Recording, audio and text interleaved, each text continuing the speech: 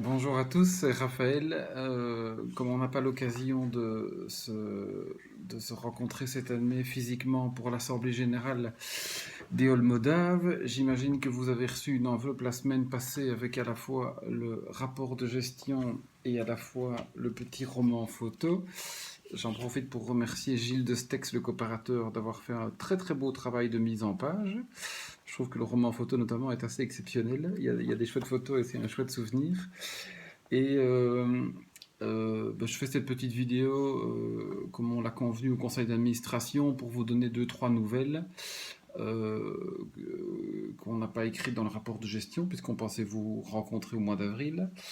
La première, c'est on est un peu désolé de ne pas pouvoir vous rencontrer physiquement, mais vous savez qu'avec les mesures du Covid, tout ça s'est un petit peu durci cette dernière semaine, donc on n'a pas l'occasion de pouvoir se réunir dans une salle. Et donc c'est pour ça qu'on a fait cette procédure papier que vous avez tous normalement reçu jeudi. Donc j'ai déjà reçu environ une quinzaine de bulletins de vote. S'il y a d'autres parmi vous qui pouvaient voter, ce serait chouette. Comme ça permettrait que l'Assemblée générale délibère au mieux. On vous fera un procès verbal des votes, évidemment. Ça, c'est déjà une bonne chose. Et la deuxième chose, c'est peut-être de vous parler un peu des projets des Moldaves, puisque ça c'est un peu plus technique. Donc il y a un nouveau dispositif qui existe un peu partout en Europe, qu'on appelle des communautés d'énergie. Et c'est une espèce de concept juridique qui permettrait que dans un périmètre à définir, on puisse beaucoup plus raccorder des producteurs et des consommateurs qui s'échangeraient l'énergie, on va dire, plus dans un circuit court, et le tout dans une tarification qui aurait un intérêt pour toutes les parties. Alors, Eolmodave aimerait bien mettre en place une forme de communauté d'énergie à Modave, avec à la fois son premier partenaire, c'est-à-dire la commune, qui pour rappel a quand même des grosses consommations d'éclairage public, a aussi une dizaine de bâtiments publics parfois consommateurs. On voudrait bien associer les coopérateurs qui le souhaiteraient, donc c'est-à-dire vous, et on aimerait bien aussi proposer éventuellement à quelques autres opérateurs commerciaux ou industriels de s'associer à nous. On a lancé des démarches dans ce sens avec le GAL.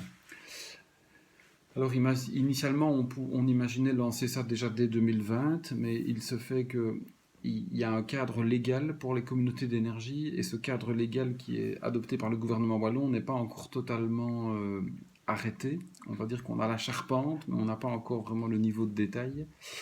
Et sans doute on va devoir attendre 2021 pour avoir un cadre plus précis. Et puis une fois qu'on aura un cadre plus précis, on essaiera de rentrer dans ce cadre pour lancer quelque chose d'intéressant. Et qu'est-ce qu'on va sans doute lancer d'intéressant? C'est d'abord une structure commerciale pour faire du circuit court entre producteurs et distributeurs. Donc par exemple, on va sans doute faire une structure pour que les coopérateurs et les membres de la communauté d'énergie puissent directement utiliser en partie l'énergie de l'éolienne.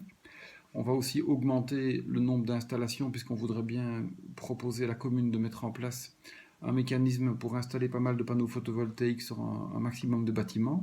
On a lancé une étude en ce sens, et c'est d'ailleurs Fabrice qui est administrateur mais aussi expert photovoltaïque et qui a mené l'étude.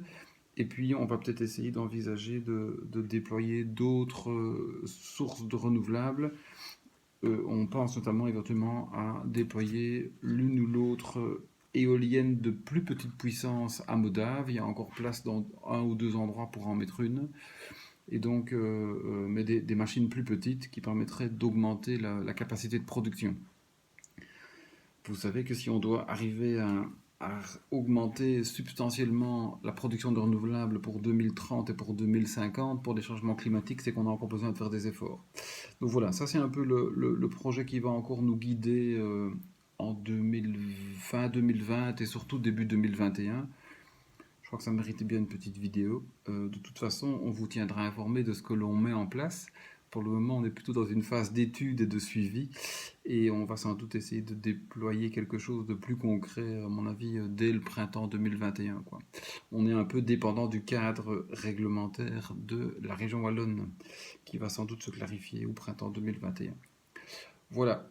Comme on n'aura pas vraiment l'occasion de se voir physiquement, ce sera avec plaisir qu'on puisse essayer de se revoir, j'espère, au printemps 2021. Et puis si vous avez des questions, n'hésitez pas à les envoyer sur l'adresse info@eolmodave. J'en profite pour vous passer le bonjour de tous les membres du CA qu'on a eu par vidéoconférence récemment, et qui vous remettent leurs salutations à tout le monde. Voilà. On vous souhaite une belle journée, à bientôt.